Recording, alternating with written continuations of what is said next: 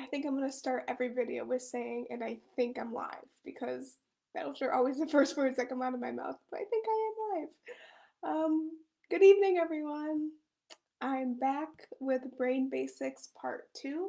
I'm excited to tell you a little bit more about how to put what we learned in Part 1 into practice. So I'm gonna dive right into some good stuff. We left off on Monday night talking about our two brains, our emotional brain, our core brain, comprised of the limbic system, the amygdala, that fight or flight response is housed in the amygdala, and our human brain, our neocortex, which is responsible for our executive functioning, our rational thinking, our logic, and all of that good stuff. So tonight, I'm going to take that a little bit further with an analogy from Jonathan Haidt. He's the author of the happiness hypothesis, and he has this beautiful analogy to further explain the two brain model called the elephant and the rider.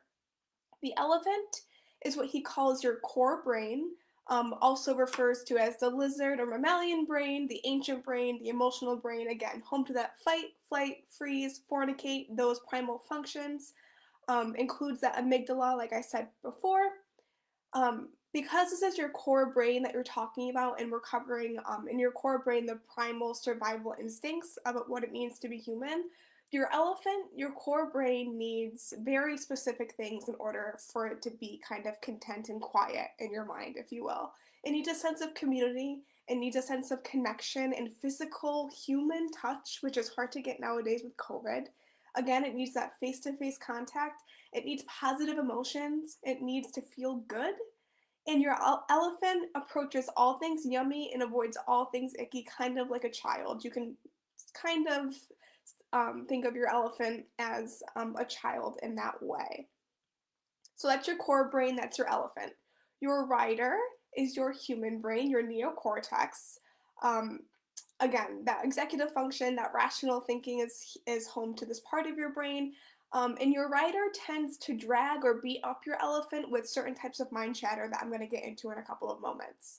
But it's really important, if you can remember seeing an elephant at the zoo, or maybe look one up on your computer after this video, you can probably recall their slow, their gentle movements. They're very, very social creatures. They're socially intelligent. They're one of the few other mammals besides humans that actually grieve the loss of their tribe, their clan members.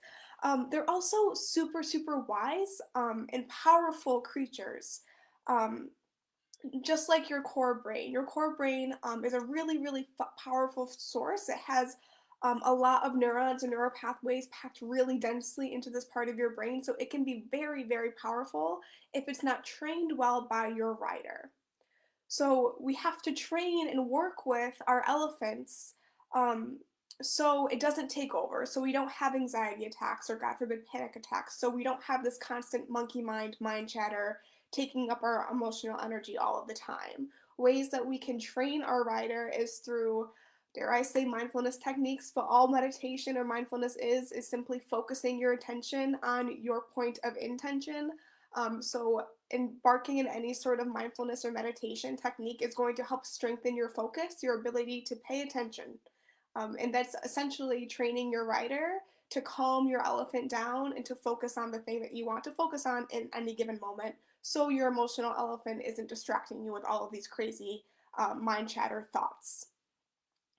But I really want to drive home the fact that we do have these two parts of our brain. They're both wildly important for us to function for different reasons, and we have to foster a loving connection between our elephant and our rider, or else you'll probably experience rumination, going over thoughts again and again in your head, like kind of like a treadmill, or beating yourself up, judging yourself for things that have happened in the past. All of these things have to do with our elephant. So fostering a more loving relationship between these two parts of our brain is really, really important.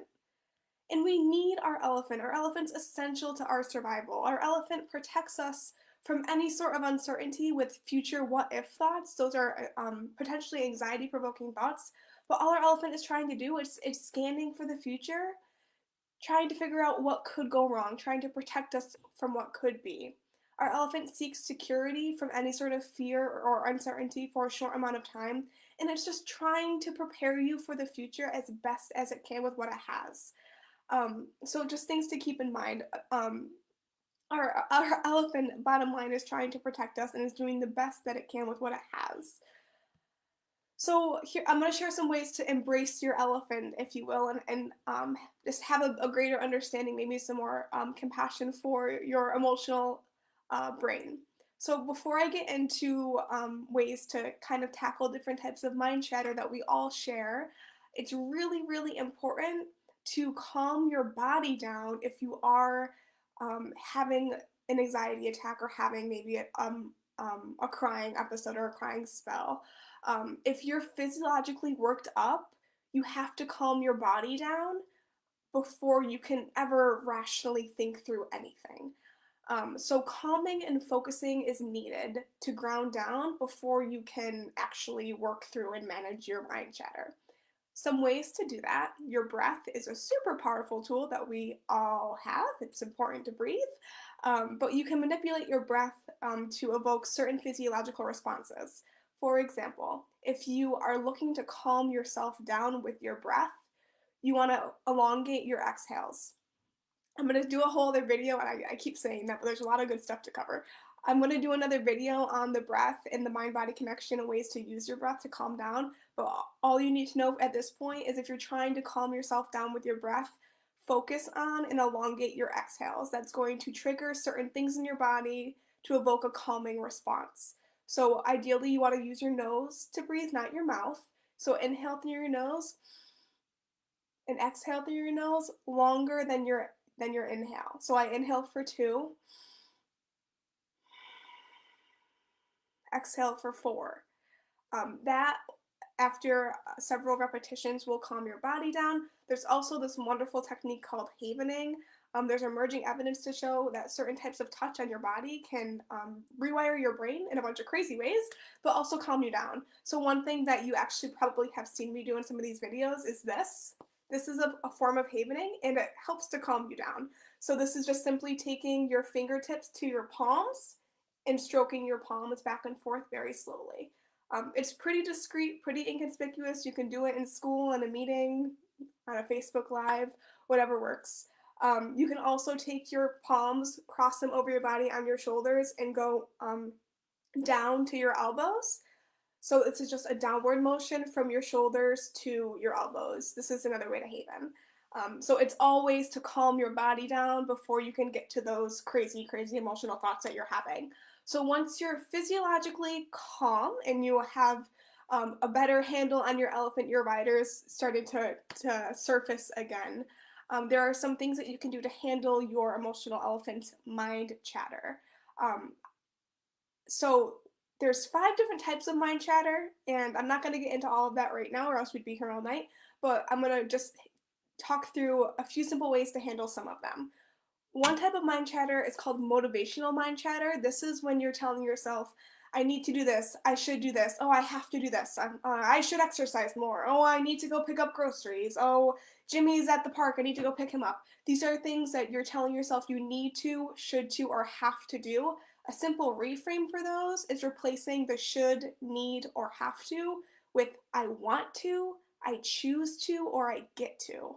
That simple reframe helps to take back your autonomy from the situation and just broadens your perspective a little bit. No, I don't have to exercise more. I want to exercise more because it's good for my health. I don't need to pick up Jimmy from the park. He could walk home. I choose to because he's my friend or my son and I don't want him to walk in the cold. So that simple reframe for motivational mind chatter can be really helpful. Another type of mind chatter is worry, what if thoughts, like I referenced earlier. Some simple ways to handle those. If you find that worry thoughts are cropping up, what if this happens, what if that happens, you could say things like, you know what, I've handled everything up to my life at this point, I've handled it so far and I can handle it again. Or you could say, well, you know what, I'm going worst case scenario right now with my worry thoughts. I'm going down that rabbit hole of what the worst possible situation that could happen. The realistic, most likely outcome of this is blank, and because of this, I will take action and I can blank. So just help to rationalize your spiraling thoughts in a simple way. And the last type of mind chatter I'm going to cover right now is judgment mind chatter. If you find yourself judging yourself or a situation, oh, I can't believe I screwed up, or they're always late, they're never on time, they're so inconsiderate. If you find yourself going there, which is totally human and normal, you could tell your or question those thoughts by saying things like, "Do I know this to be 100% certain?" Or another way of looking at that is. So just really simple reframes in your mind. Of course, you have to be able to catch your mind chatter in order to do this reframe, but I like to say that knowledge is power. So I hope this is resonating with you at least a little bit. Um, so that's all I have for you tonight. Just really simple ways to work with your elephant, embrace your elephant, so you can foster a more loving relationship between your emotional brain and your human brain. Um, so that's all I have for you. Have a good night.